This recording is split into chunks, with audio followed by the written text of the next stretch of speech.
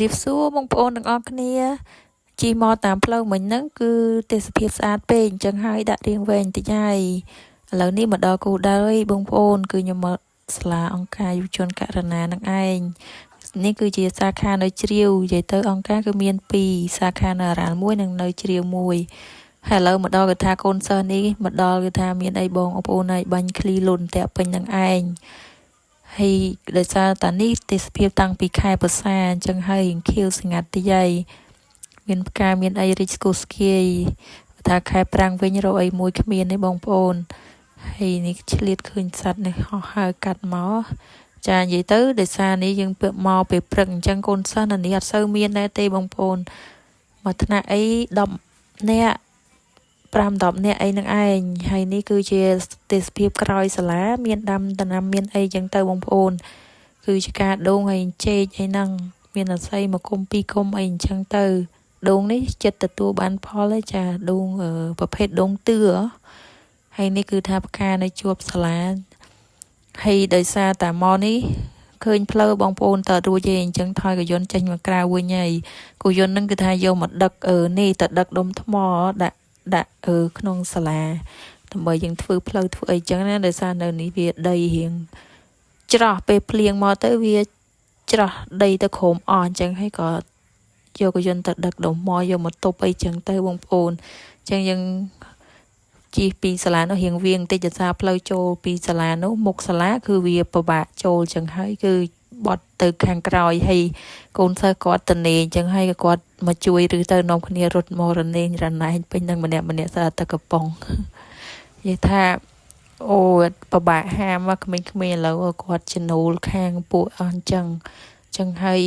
ហាមបានទៅនៅសាលាទេចឹងណាហាមមិនឈ្នះទៀតគឺថាមានអីក្រៅពីញ៉ាំនឹងឯងបងប្អូនឥឡូវនេះគឺថាមកដឹកនេះគឺនៅជ្រាវណាបងប្អូននៅខាងកន្លែងក្រោយវត្តជ្រាវនឹងឯងនៅកន្លែងហ្នឹងគឺមានមានស្ទឹងចាមានស្ទឹងចឹងទៅនៅក្នុងស្ទឹងហ្នឹងសិតដុំថ្មសាប៊ូ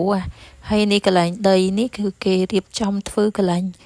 រីសតឬកន្លែងកំសាន្តអីក៏មិនដឹងដែរបងប្អូនចាក់ដីច្រើនប្លង់ហើយអត្រាអីគេពងកាយពងអីពេញនឹងចាក់ដីចាក់អីអញ្ចឹងណាចា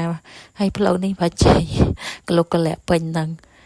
តបទូរស័ព្ទក៏តបលេងចង់ជាប់ដែរបងប្អូនតែរៀងឆ្ងាយដែរផ្លូវទៅដឹកហ្នឹងជិះពីក្រោយវត្តហ្នឹងមករៀងឆ្ងាយដែរអញ្ចឹងហើយបានដល់កន្លែងចិត្តជើងភ្នំហ្នឹងហើយមាននេះមានស្ទឹងមានអីចឹងណាបងប្អូនអញ្ចឹងសាប៊ូទាំងខ្សាច់សាប៊ូទាំងដុំហ្មងអញ្ចឹងនៅនេះអត់ប្របាករកទេចង់បានថ្មចង់បានខ្សាច់អីហ្នឹងស្រួលទៅដឹកខ្លួនឯងអញ្ចឹងណាចាអត់ហត់ប្របាកទិញគេចឹងហើយជីមើលទេសភាពតាមហ្នឹងទៅបងប្អូនដោយសារទេសភាពស្អាតហើយនៅនេះឡើងឆ្លាស់ហើយសំខាន់គឺមានភ្នំជុំវិញចឹងហ្មងហើយឥឡូវនេះគឺថាមកដល់ទីតាំងថាត្រូវឬហ្នឹងហើយចឹងនាំគ្នាចុះលើកឆ្នាំងសំខាន់នោះយកឆ្នាំងយកអីមកទៀតចាឆ្នាំងនេះគឺឆ្នាំងបាយបងប្អូនមកឆ្នាំងធំហ្នឹងហ្មងដោយសារពេលដែលថាដាំបាយហើយធ្វើម្ហូបហើយឆ្អិនអស់ក៏នេះអត់បានហូបទេក៏ដល់ម៉ោងមកថាមករើសថ្មហ្មងទៅដោយសារកូនសិស្សគាត់ត្រូវបញ្ញាប់ទៅផ្ទះអ្នកខ្លះទៅបញ្ញាប់ទៅរៀនតអីចឹងណាចាអញ្ចឹងក៏លើកឆ្នាំងបាយមកតាមហ្មងទៅហើយណាមួយមកហូបនៅនេះទៅវាកាន់តែមានរសជាតិចឹងណាទេសភាពស្អាតហើយសំខាន់មានក្មេងៗមកជុំគ្នាអញ្ចេះទៀតចានេះឯងបងប្អូនគឺកន្លែងដែលយើងត្រូវរើសថ្មហ្នឹងគឺមករើសនៅក្នុង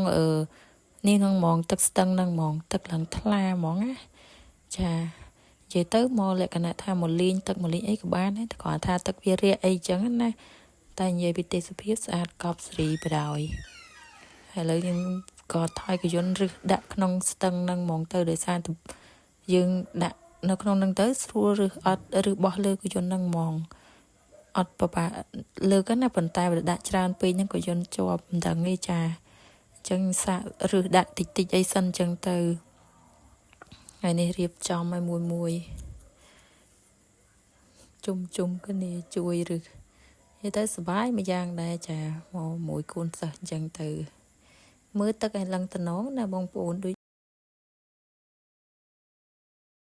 តែមិននៅភ្នំមែនវានៅចិត្តជើងភ្នំនៅក្រោយនឹងសាប៊ូថ្មទឹកស្អាត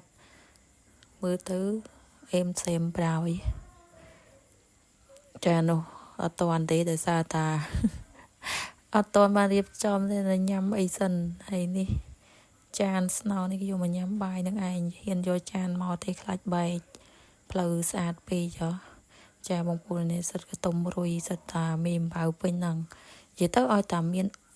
tắc stăng tắc ôi chết sờ bố này tôm rồi sờ bố mềm bao ấy năng đây ní đừng chập đam rực bò chẳng thơ bông pul rửa nè là mồm nhá để sai vô thông pi khọt cao đài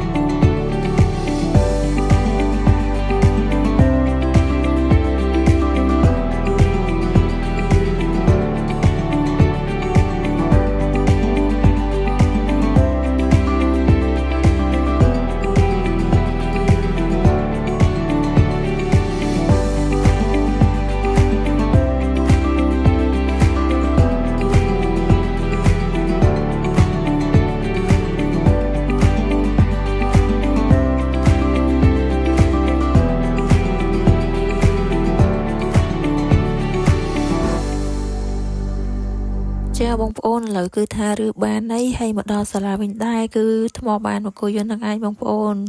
គឺថាឬផងលេងផងសប្បាយនឹងឯងបងប្អូនហើយទេសភាពក៏ស្អាតទៀតហើយឥឡូវក៏មកដល់សាលាវិញហើយវីដេអូហ្នឹងក៏បញ្ចប់ទៅត្រឹមហ្នឹងដែរណាបងប្អូនអរគុណច្រើនសម្រាប់ការទស្សនាជម្រាបលា